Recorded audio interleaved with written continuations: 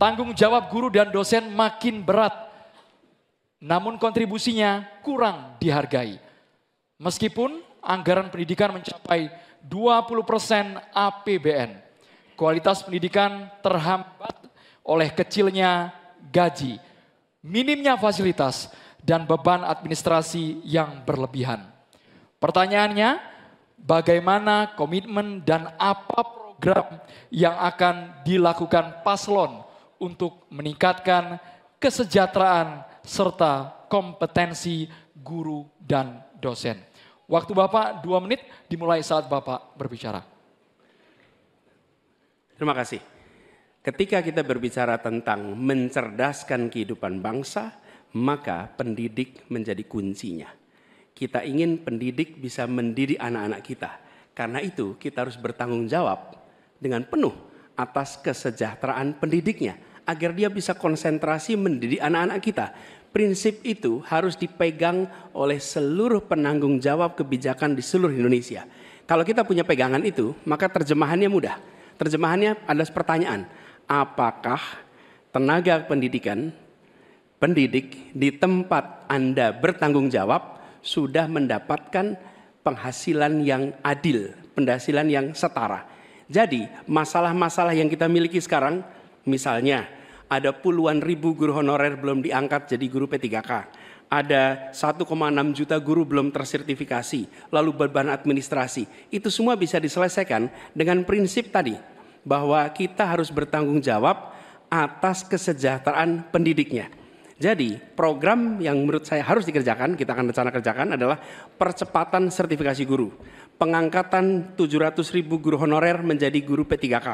Kemudian beasiswa untuk anak guru dan anak dosen serta anak tenaga kependidikan. Jangan sampai mereka mendidik ratusan anak tapi anaknya tidak pernah bisa menyelesaikan pendidikan sampai tuntas.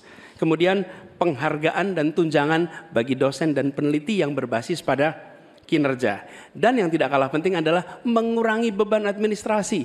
Dosen beban administrasinya luar biasa besar. Dosen itu mengajar, meneliti, melalui pengabdian masyarakat. Tapi jangan diberikan beban administrasi yang terlalu besar. Jadi prinsipnya ada nilainya dulu yang kita pegang. Kemudian ada turunan teknisnya, teknokrasi yang tadi saya sampaikan. Dan kemudian bebaskan dari beban-beban yang tidak perlu. Demikian jawaban kami. Terima kasih. Selanjutnya kami persilakan kepada calon presiden nomor urut 2, Bapak Prabowo Subianto untuk menanggapi atas jawaban yang disampaikan oleh Bapak Anies Baswedan. Waktu Bapak 1 menit dimulai saat Bapak berbicara. Secara garis besar ya, secara objektif saya menilai jawaban-jawaban Pak Anies baik, bagus, relevan. Saya banyak setuju dengan jawaban tersebut. Mungkin maklum beliau mantan Menteri Pendidikan begitu. Siap Bapak. Tapi enggak, saya sangat sependapat. Saya mau nambahkan bahwa kita harus mengaudit, mengkaji sekarang sistem kita ini baik atau tidak. Karena banyak sekali kebocoran-kebocoran dalam alokasi dana yang diturunkan sampai ke tingkat kabupaten dan sebagainya. Ini menyangkut memang masalah mental dan budaya banyak pejabat-pejabat kita. Jadi kita harus koreksi diri, kita harus audit. Dan di mana masalah sistemik yang kurang baik harus kita perbaiki. Kita harus berani memperbaiki sistem yang kurang baik. Terima kasih. Masih ada waktu Bapak. Selanjutnya kami berikan kesempatan kepada calon presiden nomor urut 3, Bapak Ganjar Pranowo, untuk menanggapi atas jawaban yang disampaikan oleh Bapak Anies Baswedan. Waktu Bapak 1 menit dimulai saat Bapak berbicara. Kalau pendidikan mau maju, maka fasilitas mesti diberikan. Negara harus hadir dan makin inklusi. Nah, ketika kita bicara pada pendidiknya atau gurunya, saya mau bercerita pengalaman saja. Ketika guru SMA, SMK, SLB diberikan pada provinsi, maka pada saat itu yang saya tanya pertama adalah, berapa gajimu? 300.000 Pak. Sungguh tidak adil pemerintah ini. Maka pada saat itu saya sampaikan, kasih gaji sesuai UMP yang ada di Jawa Tengah, UMK yang ada di Jawa Tengah, tambah 10%. Baru kemudian kita dorong proses sertifikasi dan peningkatan kapasitas. Kami punya aplikasi namanya Bolpen. Ini bimbingan teknis online dan pendampingan untuk memberikan bantuan kepada guru memanfaatkan teknologi untuk memberikan pengajaran yang bermutu. Maka ketika praktek baik ini bisa kita lakukan, maka guru akan bisa bekerja dengan baik dan dia mesti dibebaskan dari persoalan administrasi yang menjerat.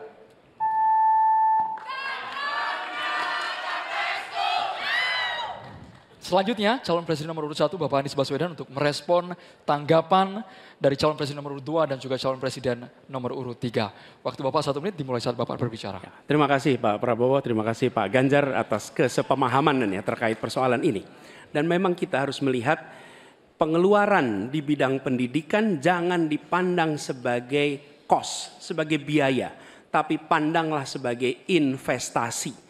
Karena itu negara jangan pelit kalau bicara tentang investasi di bidang pendidikan. Dan jangan pelit kalau sama guru. Jangan pernah kita memberikan yang seminim mungkin untuk guru. Berikan yang adil sehingga mereka bisa konsentrasi. Dan kami cerita sedikit yang kita kerjakan di Jakarta. PAUD, guru-guru PAUD mendapatkan hibah di Jakarta. Kemudian guru-guru agama kita berikan bantuan. Semua guru dan dosen di Jakarta bebas PBB rumahnya. Sebagai apa? Sebagai penghargaan dari negara untuk mereka. Jadi kita berikan dukungan kepada guru dalam artian status, dosen juga begitu, kemudian penghasilannya dan kehormatannya. Pandang ini sebagai investasi untuk Indonesia menjadi negeri yang tercerdaskan. Terima kasih. Negara beradab adalah negara yang memenuhi hak kelompok rentan, termasuk penyandang disabilitas. Pasal 5 Undang-Undang Penyandang Disabilitas diantaranya mengatur tentang pemberian konsesi dan penyediaan data belum terpenuhi. Pertanyaannya, apa komitmen paslon dalam pemberian konsesi dan penyediaan data penyandang disabilitas? Silakan dijawab, waktunya 2 menit, dimulai dari Anda berbicara. Baik, masalah ini adalah sangat penting dan saya sendiri sudah sejak awal berjuang di bidang politik sebagai ketua umum Gerindra. Kami yang mensponsori undang-undang disabilitas. Kami termasuk yang mendorong itu lolos di DPR. Jadi kami juga berkomitmen bahwa kita harus memberi pendidikan khusus untuk mereka, membantu.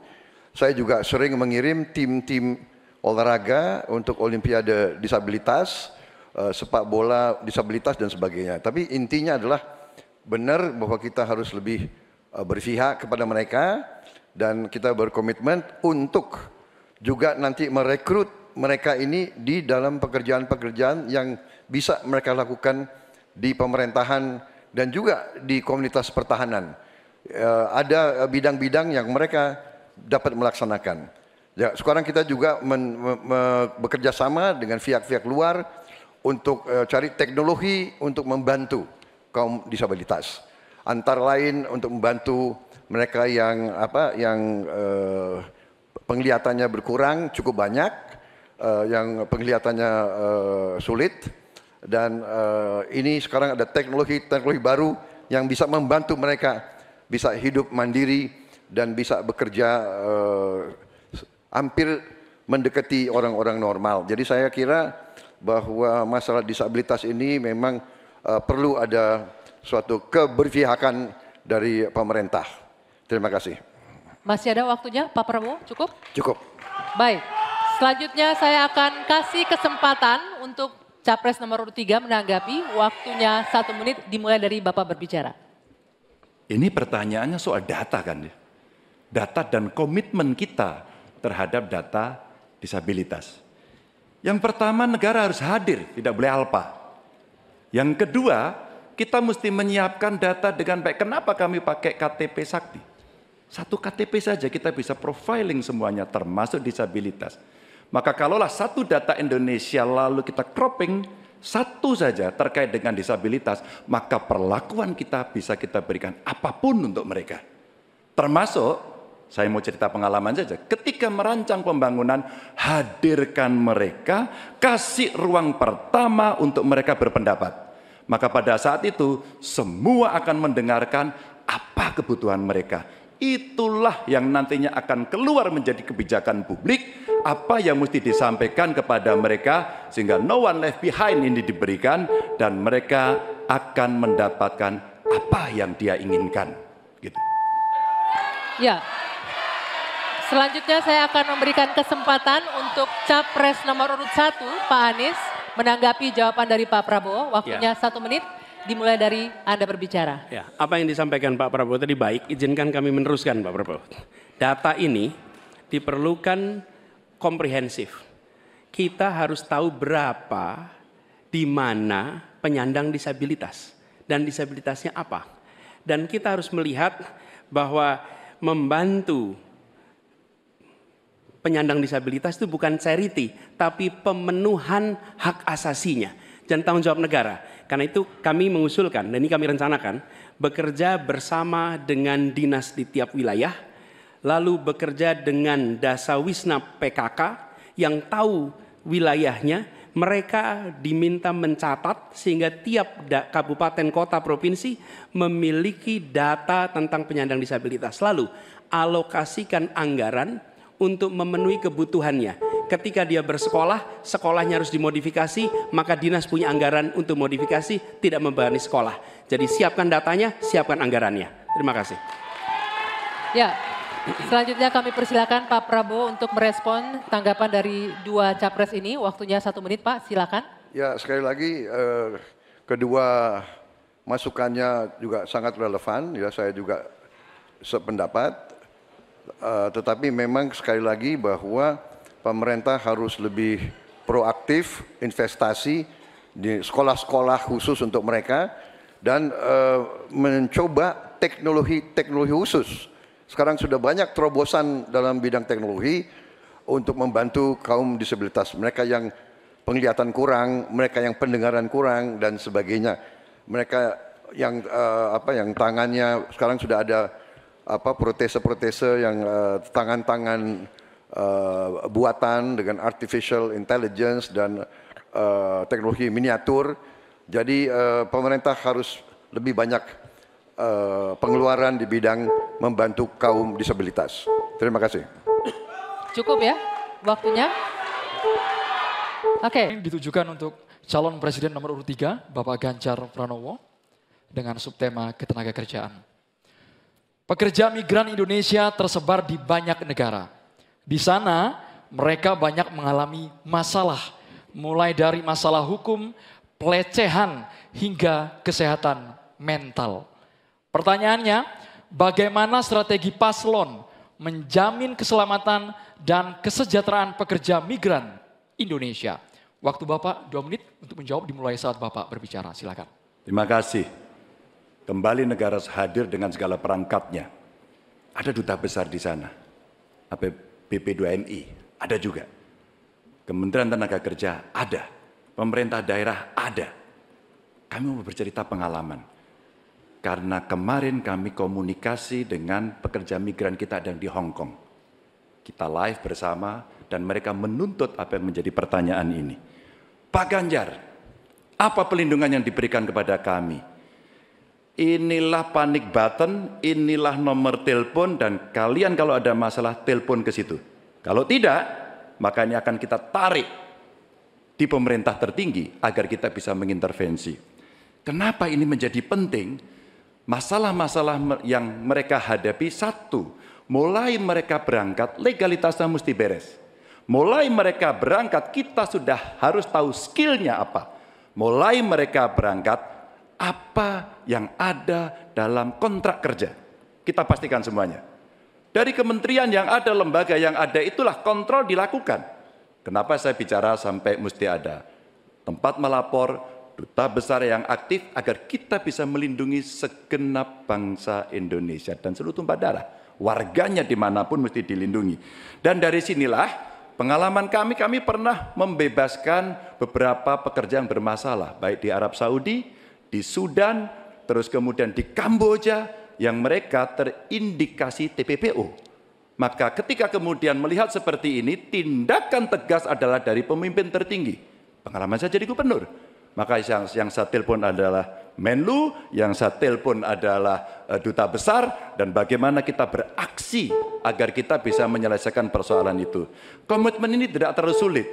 Ketika data benar, instrumen benar, melakukan dengan cara yang benar, maka seluruh persoalan akan cepat diselesaikan. Waktunya habis Bapak. Sekarang kami berikan kesempatan kepada calon presiden nomor urut 1 Bapak Anies Baswedan untuk langsung terima menanggapi kasih, Pak dengan Ganjar. waktu 1 menit. Meneruskan apa yang tadi disampaikan. Saya berjumpa dengan para pekerja migran di Malaysia, ngobrol dengan mereka permasalahannya. Datang ke desa pekerja migran di Wonosobo, pasti Pak Ganjar juga tahu. Nah, apa yang saya temukan? Memiliki kewenangan di pemerintahan tidak berarti memiliki pengetahuan tentang permasalahan. Yang dimiliki kewenangan, pengetahuan siapa yang tahu? Justru aktivis-aktivis pekerja migran.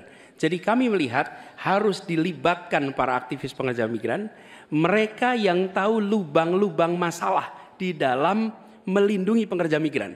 Kita memang betul, kita ingin melindungi sejak pra keberangkatan sampai mereka berada di sana. Tapi di tengah itu banyak sekali lika-liku yang ketika kita berada di birokrasi, banyak yang tidak diketahui. Karena itu kami melihat, libatkan mereka, lalu negara kolaborasi. Kewenangan dimiliki negara, pengetahuan dimiliki oleh para aktivis itu, kita eksekusi, melindungi dan memastikan mereka bisa hidup, bekerja dengan tenang di sana. Waktunya habis, Bapak. Selanjutnya kami berikan kesempatan kepada Bapak Prabowo Subianto, calon presiden nomor urut 2 untuk menanggapi atas jawaban yang disampaikan oleh Bapak Ganjar Pranowo. Waktu Bapak 1 menit dimulai saat Bapak berbicara. Saya kok ya harus mengakui juga bahwa saya banyak sependapat dengan dua. Berarti apa? Keberpihakan kita kepada kaum pekerja di luar negeri itu sebenarnya sama.